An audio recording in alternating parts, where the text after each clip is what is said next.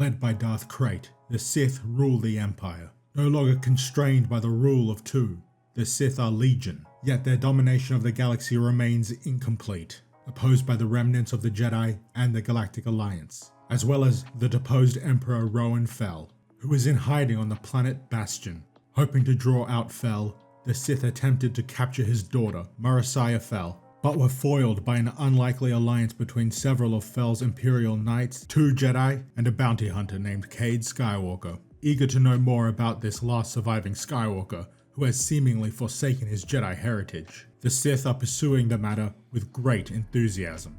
So here we have Darth Maladi torturing the Jedi that Cade Skywalker captured. He's being tortured for information about Cade. Despite Cade being responsible for this Jedi's imprisonment, he does try to withstand the torture and not hand over any valuable information the Sith might want. But he can't handle it forever, and he eventually gives over the information that he knows about Cade and his friends. Darth Maladi is not sure why Krayt would want Cade alive, but we know it's because Cade has the ability to heal people through the Force. Nina and Veed want to capture Cade first because they think he would be a valuable asset.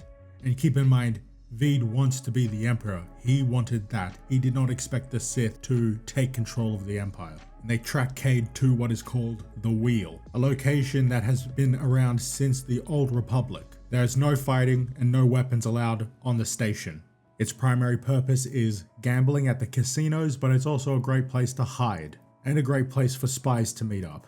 And they decide to send an old Imperial agent after Cade, Morrigan Cord, and they choose her because a lot of their original agents were replaced by people who are loyal to Darth Maladi. And now we go to Bastion, where Rowan Fel is reprimanding his Imperial Knights for disobeying his orders. He accurately predicts that the Sith were able to track his knights back to Bastion, now knowing where Rowan Fel is located, and now knowing that Bastion is in his hands. Despite his knights disobeying him, he can't really punish them because then it would make it obvious that they were disloyal to him, and he doesn't want that to affect the rest of his forces. So he goes as far as to have them celebrated for their mission to retrieve the princess. But he does not keep them on Bastion, he sends them on a mission to accompany an Imperial agent in negotiations with the Galactic Alliance, which are taking place on the Wheel. Despite no weapons being allowed on the Wheel, the Imperial Knights did sneak their lightsabers in, and the guards who are there to protect the Galactic Alliance Admiral, they did sneak their weapons in as well. Then we cut to elsewhere on the Wheel with a bounty hunter or an agent of the Empire called Torlin, who is someone who was trained to become a Sith but did not have enough aptitude in the Force to actually be a Sith. And after an altercation he has with a few other thugs, he runs into Morrigan, who actually set that altercation up. They get into a bit of a fight, and then she knocks him out. And then we're on to the second part of the story.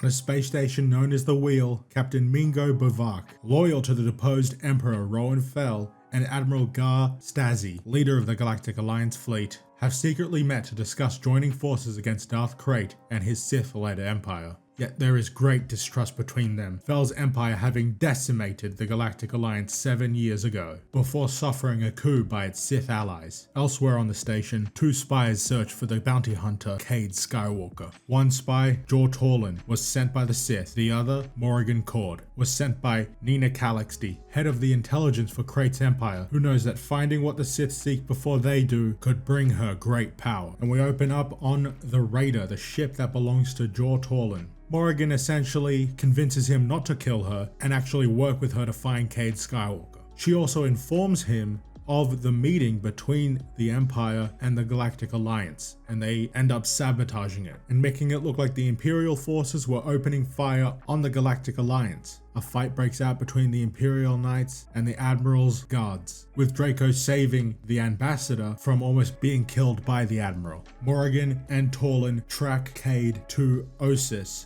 the Jedi Academy. But when they get there, Torlin tries to kill Morrigan for knocking him out earlier. But she thought ahead, and when he was incapacitated, she injected some poison in him that she was able to activate when he tried to attack her. And then we get some backstory on who exactly Morrigan is.